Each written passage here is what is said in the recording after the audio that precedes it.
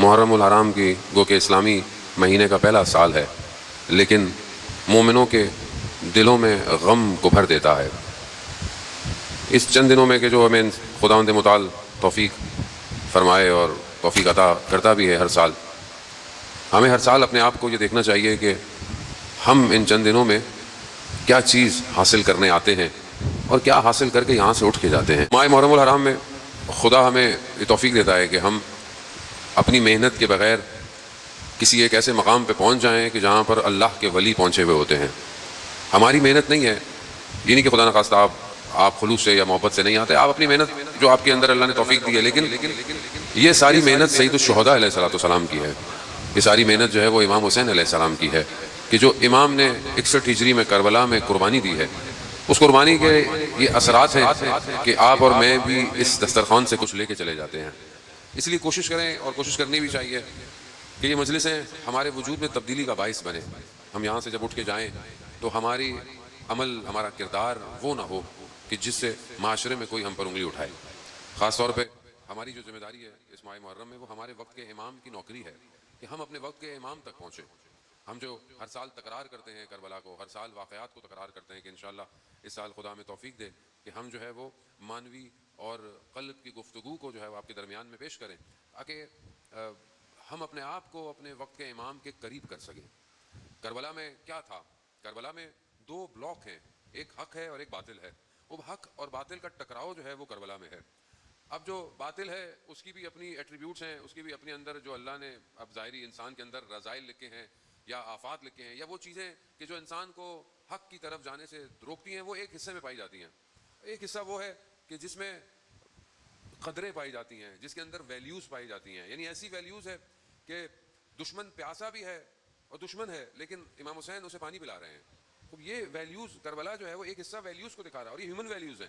آج بھی دنیا اسی ہیومن ویلیوز پہ چل رہی ہے۔ اب یہ دو بلاک آپس میں ٹکراتے ہیں، جب یہ ٹکراتے ہیں تو ظاہر ہے اس سے ایک ارتعاش پیدا ہوتا ہے۔ یہ ارتعاش آج تک جو ہے وہ ہمیں اثرات میں مرتب کر رہا ہے کہ اب یہ جو ٹکراؤ ہے، یہ ٹکراؤ صرف 61 ہجری میں نہیں ہوا، یہ ٹکراؤ قیامت تک ہوتا رہے گا۔ ہم نے اپنے آپ کو دیکھنا ہے کہ ہم کس بلاک میں کھڑے ہوئے ہیں۔ یہ جو بار بار ہمیں تاکید کی گئی ہے، ذہن محترم، ذکر تو ذکر ہے، آپ گھر میں بھی بیٹھ کے کر سکتے ہیں، آپ پورا سال کر سکتے ہیں، لیکن خاص طور پر ماہ محرم الحرام میں اتنا اہتمام کرنا اور مجالس کا انتقاد کرنا اور اس کے بعد جلوس ہے، بہت ہی سارے پروگرام۔ کیوں ہے؟ کیونکہ اس کے بہت سارے اہداف ہیں اور بہت سارے لوگ اسی سے گھبراتے ہیں، دشمن اسی سے گھبراتا ہے کہ یہ لوگ جو ہے وہ اس مقصد کو پہچان نہ پائیں کہ جس مقصد کے لیے امام حسین علیہ السلام کربلا آئے تھے۔ تو بہت اللہم صلی علی محمد، تو ہمیں اس ماہ محرم میں ان ساری چیزوں کی طرف بہت متوجہ ہونا ہے۔ دیکھیں شور دنیا میں بہت زیادہ ہے، اور کیونکہ آپ ماشاءاللہ جوان کی تعداد ہماری مجالس میں زیادہ ہوتی ہے، شور جو ہے وہ آپ کو اپنی طرف متوجہ کرانا چاہتا ہے۔ دنیا میں کتنے شور ہیں؟ ایک شور دنیا میں جو ہے وہ اکنامکس کا ہے، دنیا پرستی کا ہے، میٹلسٹک کا ہے، چاہے وہ کام ہو، چاہے وہ بزنس ہو، چاہے وہ برانڈنگ ہو، چاہے وہ شہرت ہو۔ خوب یہ شور ہے، یہ شور ہمیں اپنی طرف متوجہ کراتے ہیں۔ خوب انسان بھی اسی شور کی طرف بھاگتا ہے۔ جب آپ آفس جاتے ہیں، یونیورسٹی جاتے ہیں، اسکول جاتے ہیں، کہیں بھی جاتے ہیں، ایک شور ہے جس نے آپ کو گھیرا ہوا ہے۔ ایک تو آپ کا کام ہے، اور ایک اس کے اطراف میں ایک سراؤنڈنگ میں ایک شور ہے جو آپ کے پورے دن کو ڈسٹرب کرتا ہے۔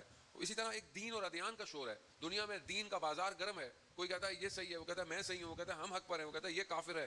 خوب ہر طرح کا ہے۔ خوب اسلام کے اندر فرقے ہیں، اسلام سے باہر جائیں اور بہت سارے مذاہب ہیں۔ پھر اس کے علاوہ آئیڈیالوجیکل وار ہے، انسانی نظریاتوں کی جنگ ہے۔ کسی کا نظریہ، کسی کے مذہب الگ الگ ہے، مگر وہ ایک نظریے پہ قائم ہے۔ خوب یہ نظریات کی یہ اتنا شور ہے کہ یہ شور آپ کو آکوپائڈ کرتا ہے۔ وہ جب ماہ محرم آتا ہے تو محرم میں دشمن مختلف شور کو فلوٹ کرتا ہے معاشرے میں، یعنی ایسی چیزیں کہ جو پورا سال خاموش ہوتی ہیں، محرم میں یہ شور کانوں میں آنا شروع کر دے گا۔ مختلف ویڈیوز، مختلف کلپس، مختلف چیزیں یہ وائرل ہونا شروع ہو جائیں گی۔ کیوں؟ تاکہ آپ اس اصلی آواز کو نہ سن پائیں کہ جو روز عاشورہ بلند ہوئی، حل من ناصر ینصرنا۔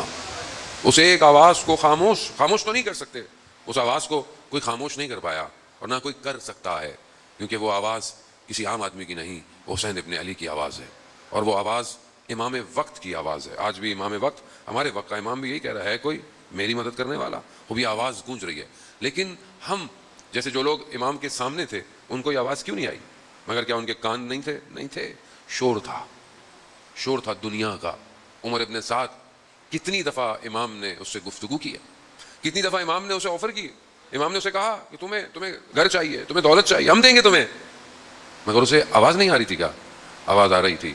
مگر دنیا کا شور زیادہ تھا۔ شہر رے کی گندم کی محبت اس کے وجود میں زیادہ تھی۔ عزیزان محترم، جب انسان دنیا کے شور کی طرف ہو تو وہ اپنے وقت کے امام کو نہیں پہچانتا۔ خوب یہی ہمیں ان چند دنوں میں اپنے آپ کو کرنا ہے۔ کیا ہماری زندگی میں بھی کوئی شور ہے؟ وہ ایک شور معاشرتی ہے، معاشرے کا ہے، ایک شور ہمارے اندر سے ہے، ہمارے اپنے اندر کی خواہشات، ہمارے نفس، ہماری وہ چیزیں کہ جو ہمیں ہمارے وجود سے دور کرتی ہیں، وہ ایک شور ہمارے اندر بھی برپا ہے۔ خوب ہم اپنے اس شور کو کیا خاموش کریں گے کہ نہیں کریں گے؟ کربلا سیکریفائس ہے، کربلا ایثار ہے، کربلا قربانی ہے۔ کیا میں کچھ قربان کرنے کو تیار ہوں کہ نہیں ہوں؟ اگر میں کچھ قربان کرنے کو تیار نہیں ہوں تو میرے اندر بہت شور ہے، اور یہ شور مجھے اپنے وجود کو امام کو دینے نہیں دے گا۔ عزیزان، آیت اللہ تقی بافقی رضوان اللہ تعالیٰ علیہ، کل بھی میں مجلس کہیں پڑھا تھا، میں نے یہ واقعہ بیان کیا کہ وہ زمین کے راستے سے نجف سے ایران جا رہے تھے، سردیوں کے ایام تھے، ایلام کی پہاڑوں پہ برف تھی، رات ہو گئی، کہیں نہ کہیں رات گزارنی تھی، تو ایک قہوے خانے میں گئے، چائے جہاں ملتی تھی، تو وہاں دیکھا تو وہاں اوباش بیٹھے ہوئے ہیں، شور شرابہ ہے۔ وہ جگہ ان کو مناسب نہیں لگی، لیکن کوئی جگہ تھی نہیں، تو انہوں نے دیکھا کہ باہر درخت کے نیچے ایک نورانی شخصیت بیٹھی ہوئی ہے، اور انہوں نے کہا کہ تقی، یہ جگہ تمہارے بیٹھنے کی نہیں ہے، تم ہمارے پاس آ جاؤ۔ کہا میں ان کے پاس چلا گیا، باہر برف گرتی رہی، مگر اس درخت کے نیچے مجھے ساری رات کوئی سردی نہیں لگی۔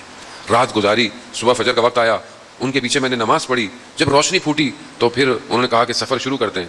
چلنے لگے تو مجھے احساس ہوا، اور یہ احساس خود نہیں ہوتا جب تک امام خود نہ چاہے۔ مجھے یہ احساس ہوا کہ یہ کوئی اور نہیں، یہ وقت کے امام ہیں۔ جیسے مجھے احساس ہوا، مجھے امام نے کہا کہ اب آپ کو پتہ چل گیا ہے تو ہم آپ سے رخصت لیتے ہیں، اب ہم جاتے ہیں۔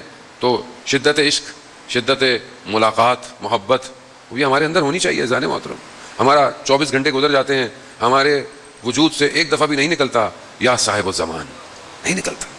ظاہر ہے جس کو انسان یاد کرے اسی سے نکلتا ہے، کہیں درد ہو تو اسی کا نام نکلتا ہے جو طبیب ہوتا ہے، لیکن میرا طبیب نہیں بن پایا۔ ایسا نہیں کہ وہ میں خود کمزور ہوں، یا صاحب الزمان یا مہدی ادرکنی میرے وجود سے نہیں نکل رہا، نہیں نکل رہا، اس کو آپ ایکسیپٹ کریں، کیوں نہیں نکلتا؟ تو کہا جیسے ان کو احساس ہوا، بہرحال انہوں نے کہا کہ میں آپ سے پھر کب ملوں گا؟ تو کہا ابھی آپ کم جا رہے ہیں تو کم میں ملاقات ہوگی اور سبزہ زار میں ہماری ملاقات ہوگی۔ یہ کہے بڑے شوق سے، بڑی محبت اور بڑی تڑپ کے ساتھ کم پہنچے، 3 دن کم میں رہے، دیکھا امام سے ملاقات نہیں ہوئی۔ کم سے نکلے، جیسے ہی سبزہ زار پہنچے، یہ بھی سوچ میں تھے کہ امام سے ملاقات ہوگی، تو دیکھا امام نے جو ہے وہ کاندھے پر ہاتھ رکھا اور کہا کہ مولا، پہلی چیز کیا کہی؟ مولا آپ نے کہا تھا کم میں ملیں گے، آپ تو کم میں نہیں ملے۔ تو امام فرماتے ہیں ہم تمہارے پاس کھڑے تھے، جب تم حرم کے باہر کسی خاتون کو مسئلہ بتا رہے تھے تو ہم تمہارے ساتھ کھڑے ہوئے تھے۔